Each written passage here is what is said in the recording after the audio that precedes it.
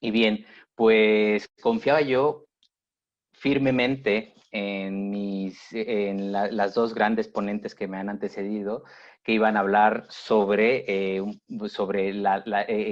riñón como tal, sobre la fisiopatología del riñón, con lo cual me iré yo, como se dice en España, al turrón, ¿no? Irme directo a lo que acontece, que es el trasplante renal como tal. Entonces, ¿qué vamos a ver en este día? Pues empezaremos, como en todo sitio, por el principio, ¿no? Una pequeña introducción y reseña histórica. Continuaremos con algunas generalidades. Aquella situación epidemiológica que tiene México respecto al trasplante. Y como tal, ¿qué es lo que se realiza cuando uno va a donar o va a recibir algún órgano, o en este caso el riñón? También es necesario hablar sobre los medicamentos inmunosupresores, concluyendo con las complicaciones que pueden existir. Porque si bien es como tal el tratamiento de elección, es el tratamiento, recordando un poco de historia, en 1986 en España se hace como que la pionera o la que mayor número de trasplantes empieza a hacer, y ya en el 91 aproximadamente, la OMS dice, ¿qué está sucediendo? ¿Por qué está habiendo tantísimo trasplante, ¿no? Tantísimo donación de órganos? Pues porque es que en España desde pequeños se les inculca la importancia de la donación de órganos y la importancia de salvar vidas. No se tiene ese estigma o ese paradigma de si yo me muero, me quiero ir completo al féretro, ¿no? Entonces, pero bueno, continuando con esta plática, hablaron sobre las terapias de sustitución renal, excelentes ponentes que hablaron de diálisis peritoneal y de hemodiálisis. Cabe destacar que en este momento si me preguntan cuál es la mejor terapia, es que en realidad hasta los libros lo dicen. La mejor terapia es la que se adecúa mejor al paciente y la que le puede otorgar más sobrevida al paciente y que se elija en seguimiento con el médico, ¿no? No obstante, mientras el paciente se encuentra en DP o se encuentra en hemodiálisis, puede iniciar todo su proceso para realizar todo el proceso de trasplante renal. Que ojo, no es algo sencillo que me diagnostican hoy y me operan mañana, ¿no? Recordando un poco qué es como tal el trasplante de riñón, pues bien, simplemente es una cirugía que se realiza para reemplazar un riñón sano por un riñón enfermo de un donante. Ojo, que les puse muy bien esta imagen porque no es que se reemplace y que se retire un riñón enfermo y que vayamos a colocar un riñón sano donde se encontraba ese enfermo. Trataremos de hacer una reseña muy rápida, pero ese riñón se coloca en la fosa ilíaca, como lo pueden ver aquí en la imagen, donde va conectado, no va directamente en posición donde se encontraba el otro riñón. En este caso, ¿quiénes son los que pueden donar? Pues bueno, pueden donar desde amigos, pueden donar familiares, o bien puede ser una persona fallecida. En este caso, sí que debe de haber histocompatibilidad para debe de haber las pruebas cruzadas adecuadas para que sea el receptor adecuado del donante adecuado. Un ejemplo, tenemos a un paciente que tiene ciertos tipos de características, para no entrar tanto en detalle, eh, que no se adecúan ni a la persona 1, ni a la persona 2, ni a la persona 3 en la lista de espera, sino se adecúan a la persona 4 en la lista de espera. Entonces es a esta persona a la que se le otorgará el trasplante. Yo cuando estuve haciendo mi diplomado en Arrasa de trasplante renal, recuerdo que cuando llegaban los pacientes me decían, es que siento que me ha tocado la lotería, porque yo era el número 24 de la lista, ¿no? Imagínense cuántas personas tuvo que saltarse para ser él el que se haya ganado, ¿no?, esa lotería. Y llevaba ya como 5 años. Siempre me gusta hacer estos pequeños matices cuando doy clase o cuando doy una ponencia, a hablar un poquito de la historia personal, también me ameniza un poco más para poder continuar. Bien, pues vamos a hacer la reseña histórica de qué es el trasplante, ¿no? Antes de empezar de hablar como trasplante de trasplante renal, me gustaría un poco hablar en general de cuáles son los hitos históricos que existen sobre el trasplante. Pues bien, yo no sé si ustedes conozcan un poco sobre lo que es la mitología hindú, ¿no?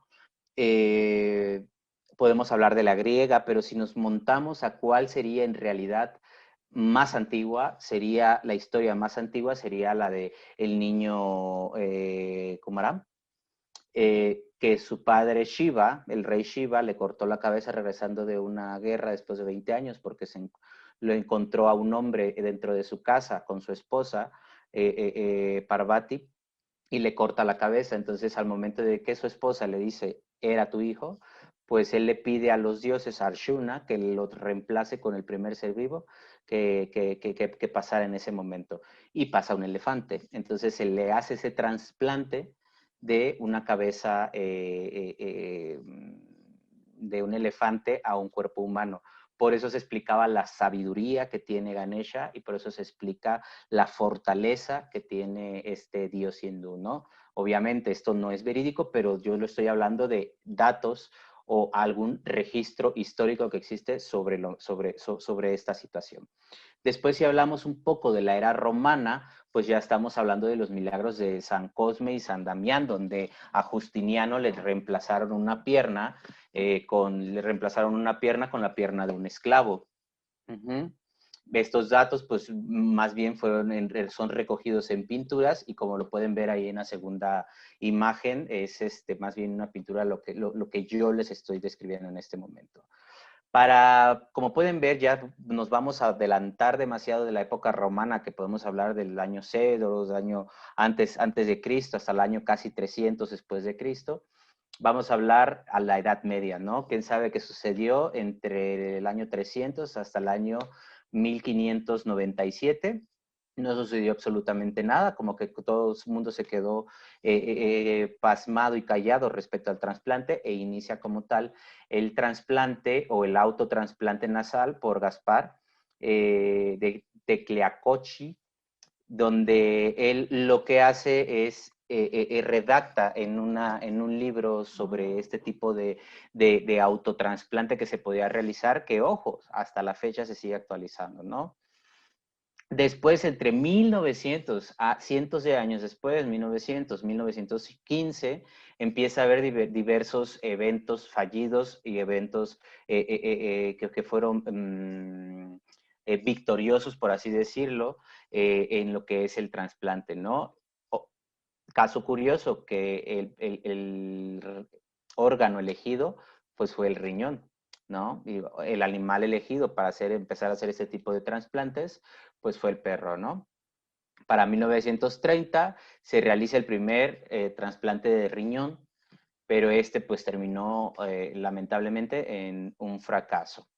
En el año 52 se hace el primer trasplante de riñón entre personas emparentadas, pero esta persona falleció y se le tuvo antes de que falleciera, se le trasplantó el de su madre y también a los 20 días, pues no pudo con el trasplante y falleció. Bien, ¿qué sucede? Que hasta el 1954 se realiza el primer trasplante de gemelos, entre gemelos. Entonces las variaciones no eran de suma importancia, que lo que sucedió, pues simplemente que fue la primer supervivencia a largo plazo, ¿no?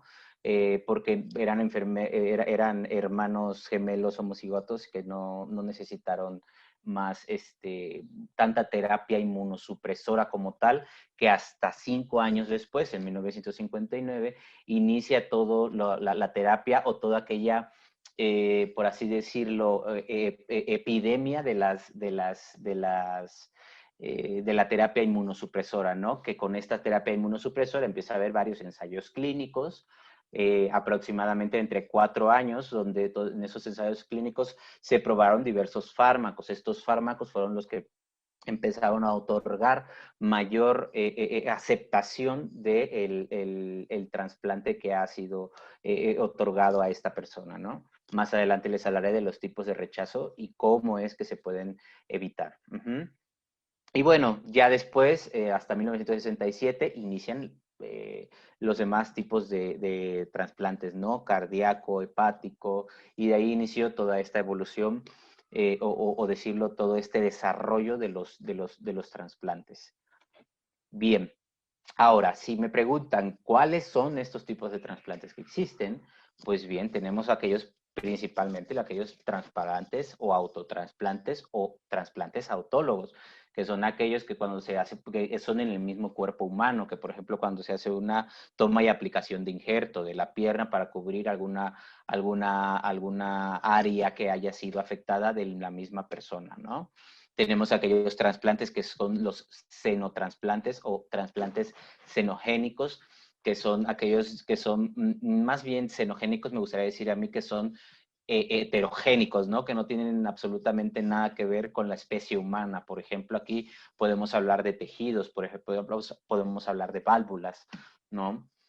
Después vienen los halogénicos o los alotransplantes, que se van a dar entre parientes, por decirlo así, entre personas que son compatibles, ¿no? Y después vienen los isoinjertos, que estos isoinjertos pues son entre personas que tienen todas aquellas, entre gemelos, ¿no? Personas que no van a tener quizá este tipo de rechazo o ese tipo de cuidado al injerto que tienen. Ok, si no voy muy rápido, hasta aquí yo creo que he hablado de cuáles son los tipos de trasplante que existen. No me estoy metiendo todavía a hablar de trasplante renal, pero sí que se me hace importante después de esto hablar sobre los tipos de donadores que existen. A manera chusca, pues son dos personitas, hay dos dibujitos que hablan sobre lo que es el donante vivo y el donante de cadáver. Como pueden ver, la cantidad de donaciones que puede hacer una persona estando viva, un segmento del hígado, un riñón, puede donar la médula, puede donar sangre, puede donar médula ósea, creo que se los había comentado. En cambio, un donador cadavérico, pues sí puede salvar hasta 8 vidas aproximadamente.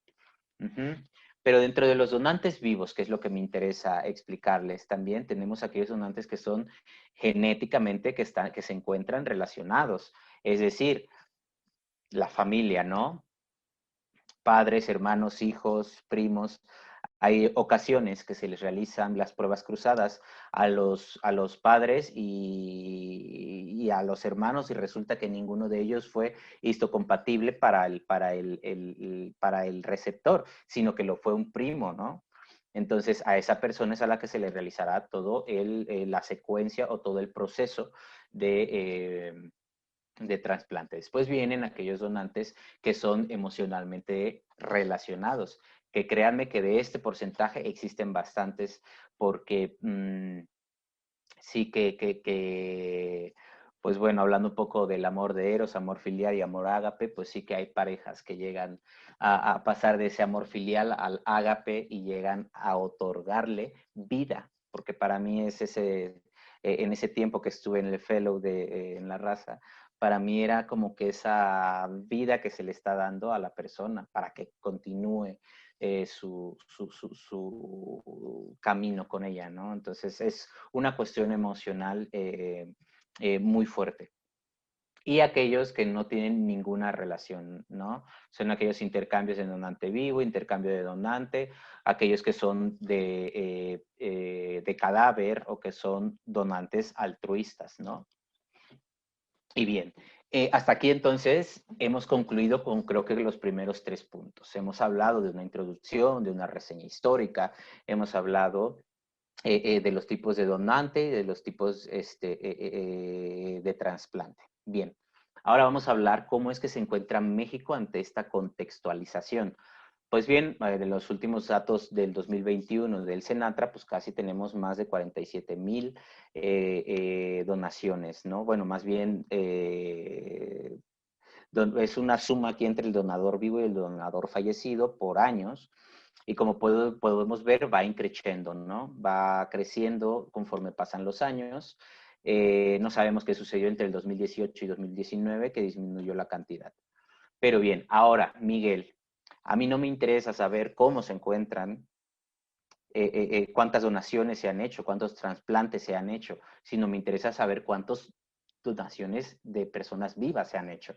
Pues bien, igual sigue siendo datos del Senatra del 2021, donde podemos ver que de donaciones vivas, pues de donador vivo hay de 2,060 en contraposición con ni siquiera 1,000 donaciones que se hacen de una donación cadavérica. Uh-huh. Donde es donde mayor se realizan todos estos tipos de trasplantes, pues definitivamente aquí en la Ciudad de México. Bien, en el último año, en el 2021, el último dato que se tiene, siempre va un poco atrás la cuenta. Entonces, podríamos decir que estos datos duros son como del 2019, 2020, y vemos que en realidad donde mayor número de trasplantes se realizan es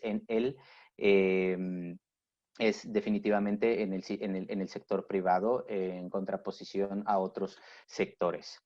Pero bien, aquí es donde quiero hacer un punto de inflexión, o más bien quiero hacer una paréntesis de por qué es que el 12 de marzo, que se va a hacer el día de riñón, y el día de hoy nos están hablando de diálisis peritoneal, de hemodiálisis y de trasplante renal, pues porque como podemos observar, la mayor cantidad de órganos a nivel nacional que se requieren es definitivamente está una persona en espera de un riñón, ¿no? Y eso es sumamente preocupante porque vamos increciendo definitivamente esta lista de espera. Hasta el 2015 se encontraban 12,095 personas. Quién sabe el día de hoy cuántas en realidad se estén encontrando en esta situación. Bien, pero ya nos has situado, Miguel, nos has contado qué es un trasplante y tal, y estas gráficas que nos enseñaste nos están hablando precisamente del riñón, ¿no? Pero bien, ¿cómo una persona enferma o como una persona que quiere ser donador de este órgano puede entrar en todo este proceso, ¿no? Pues no es un proceso definitivamente fácil, ¿no? Es un proceso que desde el inicio de los estudios y la evaluación hasta la etapa de recuperación debe de realizarse con altos estándares éticos y de confidencialidad. Y ojo, no solamente aquí actúa el médico, no solamente actúa nutrición, el psicólogo, sino también actúan un urólogo, actúa un enfermero, actúa trabajo social. Aquí este es un equipo multidisciplinario que se reúnen para hacer todas estas fases de cada una de estas personas, tanto que quieran ser donadores o que vayan a ser receptores, ¿no? Esto es definitivamente todo un largo proceso que se realiza. Yo no vengo a hablarles extensamente, porque si ustedes quieren buscar una presentación de trasplante renal, pues verán presentaciones que te hablan solo de rechazo, solo te hablan de proceso de donador y de receptor, te hablarán de diferentes etapas. En este caso, trato de resumirlo lo mayormente posible. Entonces, ¿cuáles son o más bien cuál es la contraindicación que puede tener un paciente que va a ser receptor? Pues una contraindicación absoluta que ahora en algunas otras guías sí que se ha estado poniendo un poco todavía en tela de juicio, todavía se ha puesto en la mesa, son los pacientes por VIH, porque incluso la primera persona que se ha curado de VIH pues fue una persona trasplantada, no de riñón, sino de médula ósea, por un problema oncológico que tenía, y resulta que esta persona que le había trasplantado tenía una mutación en sus células que lo que hizo fue que el virus se dejara de reproducir y lo que le otorgó fue inmunidad nuevamente como si nunca hubiera pasado la enfermedad. Y ya llevaba aproximadamente 10 años con la infección de VIH. Bajo ese contexto se está otra vez poniendo en la mesa. Pero bueno, algunas otras neoplasias, arteriosclerosis generalizadas y psicosis no controlada. ¿Por qué? Porque precisamente el estado psicológico que puede llegar a tener el paciente es aquel que puede garantizar la efectividad que pueda llegar a tener el trasplante, porque el tener un trasplante no es solo me trasplantaron y vuelvo a tener mi vida cotidiana, no, sino es tener que seguir todas unas pautas desde que uno se levanta hasta que se va a acostar, en el sentido de cumplir cada día, todos los días y a la hora correcta con su terapia inmunosupresora, porque esa es la que te puede garantizar, dentro de otras cosas, te puede garantizar la efectividad del trasplante. Una persona con psicosis puede decir, pues me voy a tirar por la de en medio y no voy a hacer caso a las indicaciones que tiene este grupo multidisciplinario, ¿no? Por eso aquí también la evaluación del psicólogo es muy importante. Bueno, también algunas otras afecciones en algún otro órgano, ¿no? Vital, porque pues al final puede que se le trasplante un riñón y le esté fallando después el corazón, ¿no? Esas son, se pueden decir absolutas, ¿no? Algunas contraindicaciones relativas, pues bueno, una edad avanzada, el paciente tenga una diabetes, pero sea una diabetes descontrolada, ¿no? Enfermedad cardiovascular, hepatopatías, anomalías en la vía urinaria, tumores malignos, etcétera, etcétera, ¿no? Entonces, ¿quiénes? Ahora sí me fui de abajo hacia arriba, ¿no? O de atrás hacia adelante o de al final hacia el principio. ¿Quiénes son los que deben de recibir un trasplante renal, un riñón, de recibir una nueva esperanza de vida, ¿no? Un paciente con enfermedad renal crónica, definitivamente. Ningún paciente con una enfermedad de menor a 3 meses de evolución va a ser candidato a, a trasplante renal, aunque hay unos artículos que son de España que mencionan sobre el trasplante renal anticipado. Este trasplante renal anticipado, pues definitivamente sí se da cuando ya se tiene el diagnóstico como tal de enfermedad renal crónica, pero incluso antes que el paciente haya pasado por alguna de estas terapias, ya sea diálisis peritoneal o hemodiálisis, se le realiza este trasplante. Entonces, en este momento tienen su cavidad peritoneal íntegra, tienen sistemas vasculares íntegros y sí que resulta una terapia efectiva, para los pacientes. Pero es ese el concepto. Bien, ¿cómo se evalúa al donador? Pues el donador, ahí nosotros tenemos una fotografía que ha sido tomada por su servidor, así que yo no tengo problemas con el copyright. En este caso, el donante puede donar un órgano bajo las condiciones que exponga y no debe de ser sujeto a un hostigamiento, ¿no? Es decir, aquí esta persona, nosotros tenemos el artículo, creo que es el artículo 333 de la Ley General de Salud en materia de trasplante, que nos habla sobre todas estas protecciones que se tienen para que nosotros no donemos por sentirnos presionados, ¿no? Recordando también otro punto en aquellos momentos del 2015, 16, por ahí que estaba yo por la raza, llegó un niño que le iba a donar, bueno, digo niño porque era de 19 años, que le iba a donar a su madre y antes casi de entrar al área de como tal, le preguntaron casi en el transfer, ¿de verdad quieres donarle a tu familia? Le preguntó a un miembro del grupo multidisciplinario. No les voy a decir quién, no recuerdo quién era, pero le dijo, ¿de verdad quieres donarle a tu madre o a tu familia el órgano? ¿Estás convencido? Y en ese momento el joven dijo que no, porque tenía mucha vida todavía por delante, ¿no?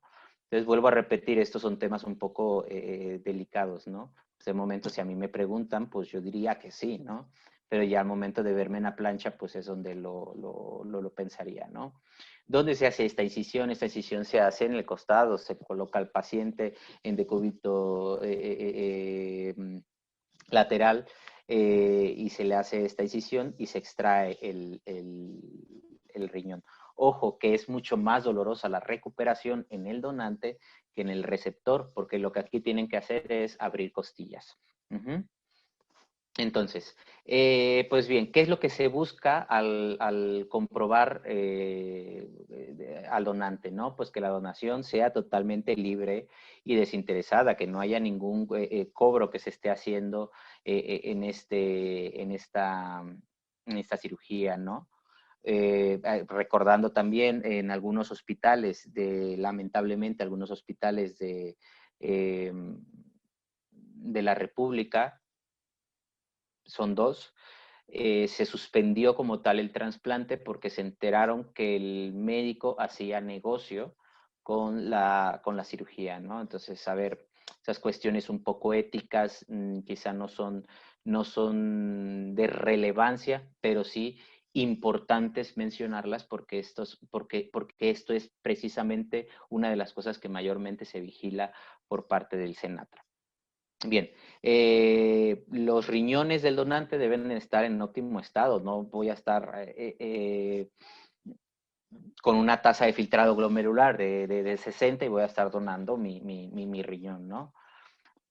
Obviamente tampoco debe tener alguna enfermedad o alteraciones, debe de ser, el receptor es aceptable para el procedimiento y que el trasplante sea una posible técnica sin riesgo.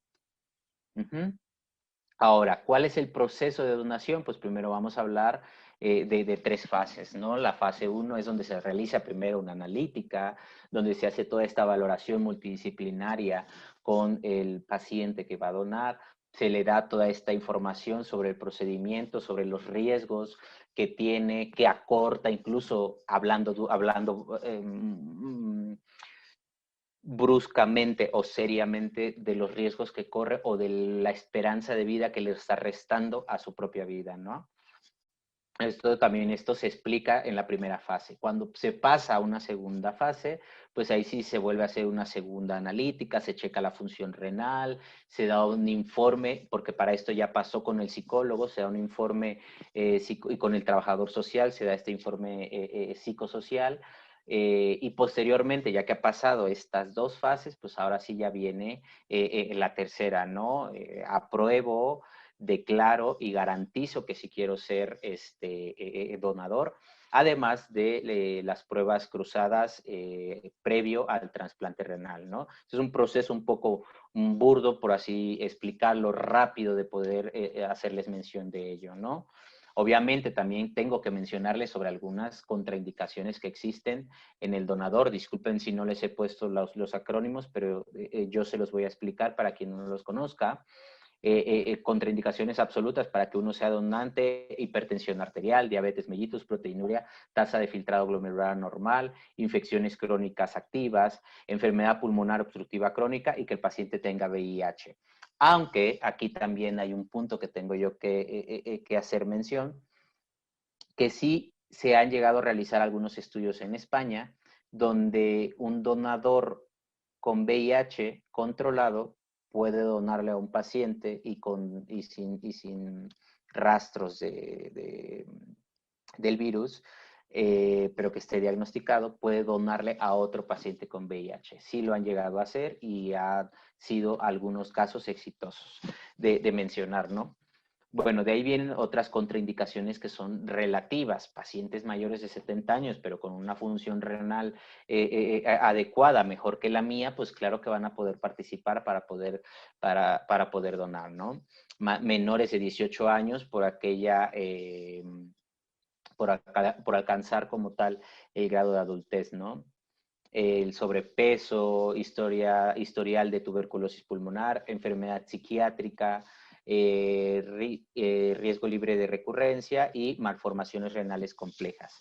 Estas personas, pues, son relativamente, no pueden donar el riñón a su familiar, si fuera así el caso, ¿no? Ahí tenemos una fotografía de un riñón en lo que ya se ha abierto la cavidad, como pueden ver en la primera fotografía. Este es un donador. Se abre la cavidad, el riñón pasa a una jofaina, ¿no? Esta es cuando se está como tal separando el riñón de su cavidad para poder ser instalado en el otro, en el receptor, ¿no? En este caso, en quirófano, pues a veces se utilizan dos salas, ¿no? No a veces, así es. Se utilizan dos salas, estas salas están juntas, en una sala está el receptor, en otra sala está el donante. Después nosotros podemos hablar de donador cadavérico, como se los había explicado con antelación. Ese donador cadavérico, pues sí que es alguien que ya lo haya expresado en vida o que lo expresen sus familiares, recordando que puede salvar hasta 8 vidas. Entonces, yo, por ejemplo, sí soy un donador, ¿no? Potencial donador, bueno, digo potencial porque no sé cuáles de mis órganos vayan a servir al momento de la donación, ¿no? Y bien, pues este donador cadavérico sí que hay muchas legislaciones que nos amparan en México. Uh-huh. Y que obligan a los organismos institucionales a informar sobre el diagnóstico de muerte cerebral. Es aquí donde yo quiero hablar, donde cuáles son las características que debe de cumplir un paciente que vaya a ser donador cadavérico. Pues bien, debe de tener ausencia de reflejo craneal, ausencia de movimientos faciales, ausencia de movimientos musculares, ausencia de movimientos oculares, ausencia de movimientos ocuvestibulares, ¿no? Todos estos y todo se confirma con un electroencefalograma, ¿no?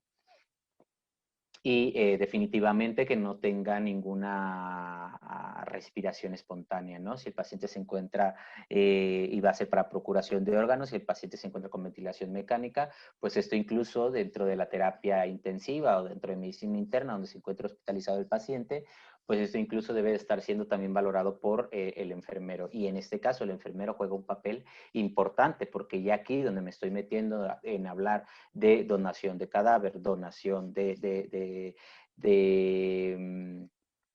ajá, sí, por paciente con muerte cerebral, pues es aquí donde el enfermero también entra, porque desde esta parte del proceso es donde el enfermero tiene que conservar todas sus funciones para llegar a la procuración de órganos, ¿no? Pues bien, existen también aquí criterios de exclusión para la donación y es definitivamente si el paciente está pasando por una infección vírica o una infección bacteriana sistémica que estén activas, pues el paciente no puede donar ninguno de estos órganos. Que el paciente tenga algún tumor maligno, salvo que los tumores sean del sistema nervioso central. En este caso sí puede ser un poco más aceptable. Uh-huh. Una falla multiorgánica también se debe de evitar definitivamente y que tenga antecedentes de adicción a drogas y fármacos. Como contraindicación para un donador cadavérico, pues sí podemos hablar de historial de enfermedades sistémicas, diabetes mellitus, enfermedades autoinmunes, historial de tumores malignos e historial de enfermedades infecciosas activas o no tratadas. Como pueden ver, si hacemos toda esta suma, pues vemos a un paciente que tiene un MC, que es muerte cerebral, pues ninguna de estas situaciones pues se podrán valorar para que el paciente entre a bueno, y aquí una de las contraindicaciones que podríamos decir, quizás relativas, que el paciente ya haya estado con uso de aminas por más de 72 horas. Pues bien, ¿cómo se conserva un riñón que va desde un estado hasta otra delegación o a otro estado para poder conservarse y mantenerse todavía su función? Pues hasta 24, 48 horas puede mantenerse mediante estas máquinas. Infunden un líquido parecido, como pueden ver, ese colorcito rojo que nos pintan en la televisión, ¿no? Ese colorcito rojo, pues en realidad así no es el riñón, ¿no? El riñón es este color, un poco pálido, pero aquí está siendo solamente infundido y está tratando de preservar todas sus funciones renales mediante soluciones parecidas al Ranger lactato, ¿no? Otro punto que se me pasó comentarles y haciendo un poco de reminiscencia a lo que había comentado la profesora Diana Pérez en sus primeras hablaba sobre la excreción, la homeostasis y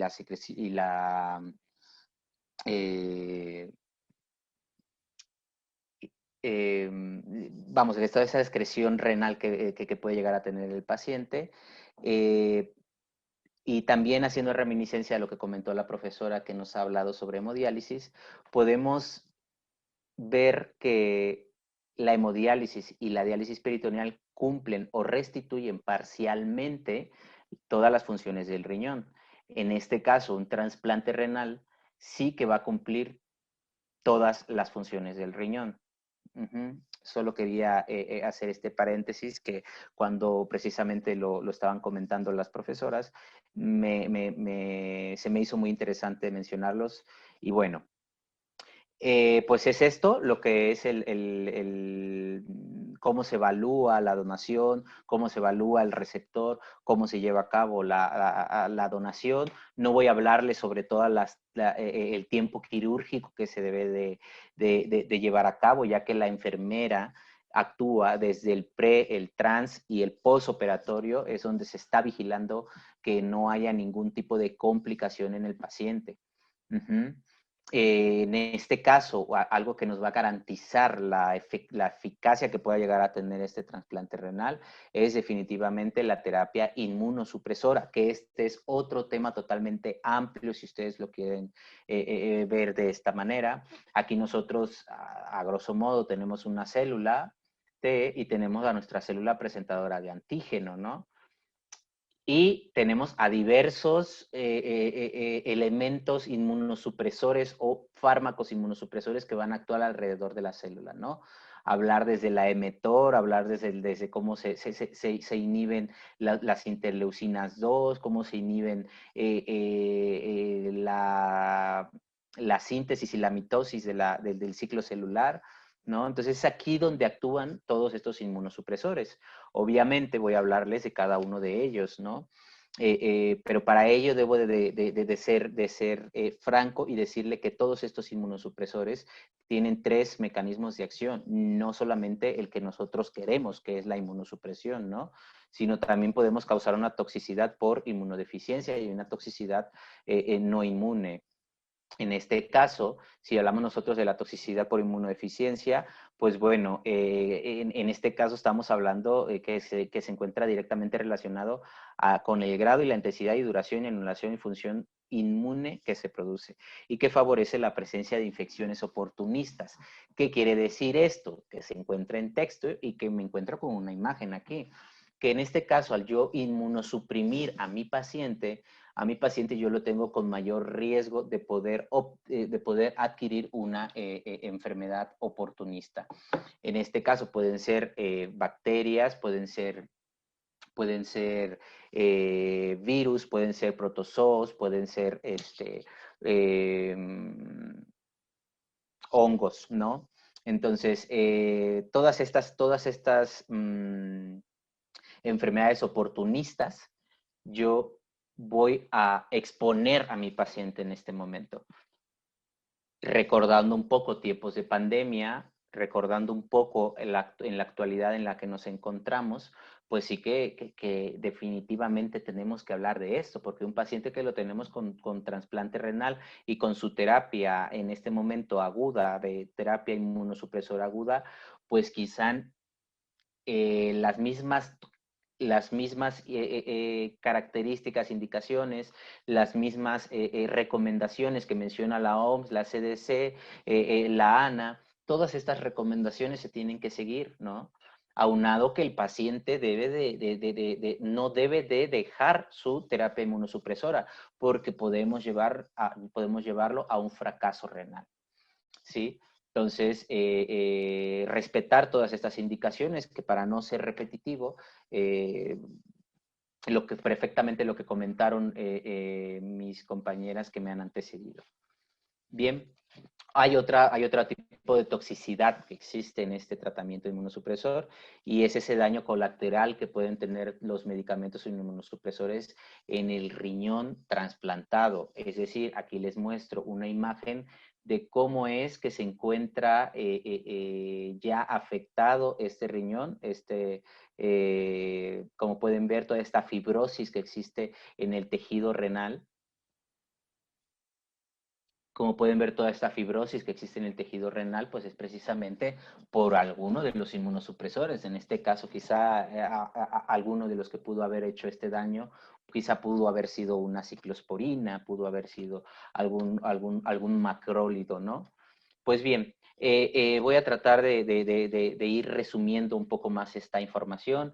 Tenemos nosotros nuestros inmunosupresores, tenemos diversos tipos de familias. Aquellos que son macrólidos, porque vienen de hongos, aquellos que son antiproliferativos, que tenemos ahí la azatioprina, aquellos que son corticoesteroides. Uno de los inmunosupresores de mayor potencia que tienen, sin duda, es la metilprednisolona, y que a veces uno en la neofitez o en la aceleridad que puedan llegar a tener en la administración de fármacos, la metilprednisolona la pasemos sin saber qué es lo que puede ocasionar en el sistema, ¿no?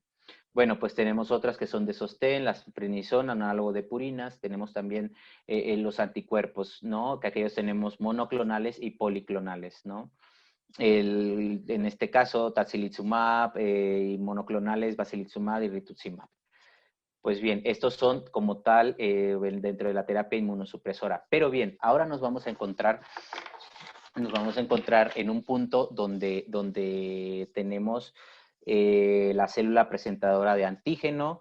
Al momento en el que el riñón lo colocan en la fosa ilíaca, el organismo puede empezar a hacer reacciones porque empieza a tomar a ese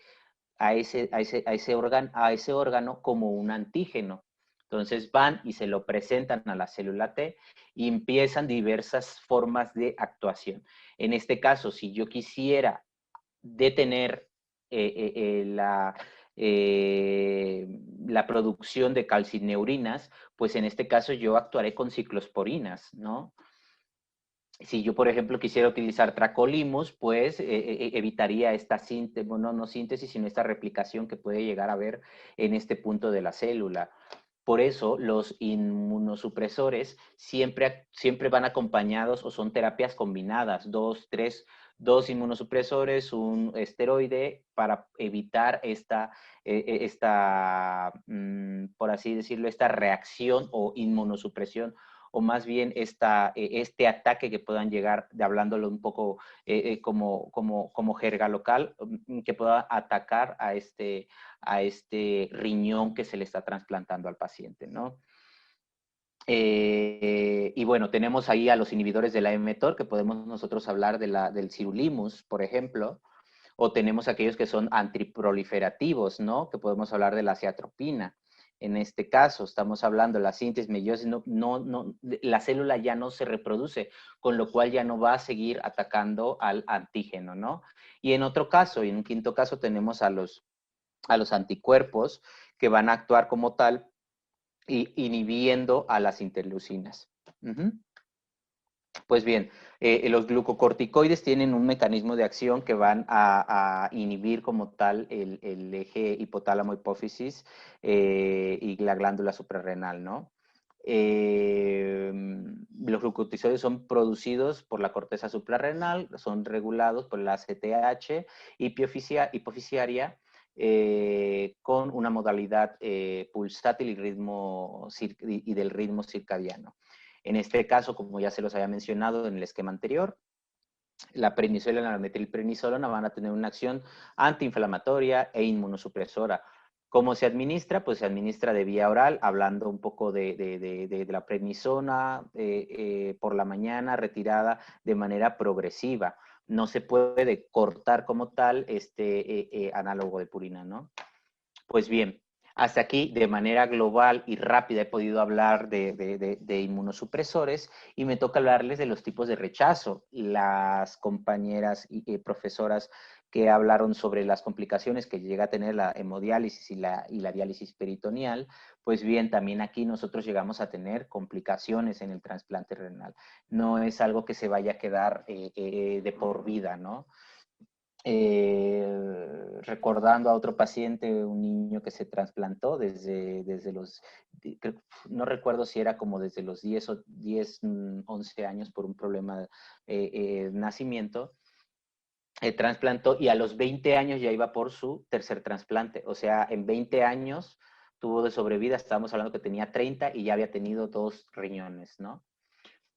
Pues bien, en este caso vamos a hablar de rechazos del injerto. Recordemos que este injerto o a lo injerto que se ha colocado, el cuerpo lo va a ver como un enemigo y va a empezar a generar células contra este injerto que se ha hecho, ¿no? Que se ha colocado. En este caso tenemos rechazos hiperagudos. Para hablar de un rechazo hiperagudo estamos hablando, no empezaré a hablar sobre lo humoral y lo celular, porque es hablar mucho, es tener que extenderme un poco más, pero sí que saber que este se va a dar al instante, ¿no? Este es cuando no se hacen precisamente estas pruebas cruzadas adecuadas y ver a qué grupo de sangre pertenece, por ejemplo, la persona, ver si son histocompatibles. Esto, por los avances tecnológicos que se tienen en la actualidad, pues esto cada vez se va viendo un poco menos, ¿no? Estos rechazos hiperagudos se va viendo muchísimo menos. Ahí podemos ver un rechazo precisamente hiperagudo que se vuelve medio azulado el tejido, ¿no? Este rechazo es fulminante y la única solución que se le puede dar a este tipo de rechazo es el retiro de este injerto, ¿no? Después tenemos otro tipo de rechazo, que es el rechazo agudo o rechazo agudo acelerado, ¿no? Este se da durante los primeros días, de los 5 días, y también tenemos el rechazo agudo, que este se produce en el primer mes del post-trasplante. Pero también tenemos aquellos rechazos que se dan de manera crónica. Estos van a ser después definitivamente de 3 meses. Esto se va a dar, que incluso también ese tipo de rechazo puede ser por diversas, ¿cómo decirlo? Diversas situaciones que hasta el momento no se conoce su patogénesis porque es que se rechaza el injerto, pero sí que se van a encontrar muchísimos fibroblastos, como lo pueden ver en esta parte de aquí, que estimulan las citoquinas, estimulan a los fibroblastos y se produce esa fibrosis en el tejido renal, ¿no? Entonces llega a haber este tipo de rechazo, puede haberse ser 5, 10, 15 o 20 años. Uh-huh. De manera general, porque cada uno tiene sus propios signos y síntomas, pero de manera general, para poder hablar de rechazos, y ya les he comentado que el rechazo hiperagudo cada vez se va viendo menos porque hay mejores pruebas cruzadas que se realizan, pues bien, tenemos aquellos, como de manera general, que el paciente tenga oliguria. En el momento en el que el paciente se conecta a la vejiga, en ese momento el paciente empezará a orinar. En ese momento el paciente empezará a funcionar el riñón desde el quirófano. Uh-huh. Pero bueno, en la etapa postquirúrgica, inmediata, encontrar 37.5 de temperatura o no postquirúrgica inmediata, sino ya que se encuentre postquirúrgica en casa mediata, pues bueno, ya entonces tendremos que vigilar, o como signo de alarma tendremos que saber que temperaturas arriba de 37.5, dolor, hipersensibilidad, edema, ganancia de peso superior a 1 kilo por día, hipertensión arterial, malestar general, aumento de los valores de urea y creatinina séricas y disminución del aclaramiento de creatinina. Estos son signos que te van a hablar de un rechazo agudo. Uh-huh. Y bien, pues solo para concluir que el trasplante es considerado hasta el día de hoy como el tratamiento de elección en pacientes con insuficiencia renal crónica terminal debido a su clara ventaja con otras formas de terapia sustitutiva, tanto en la calidad de vida como en la reinstalación de la vida productiva de los pacientes. Muchas gracias.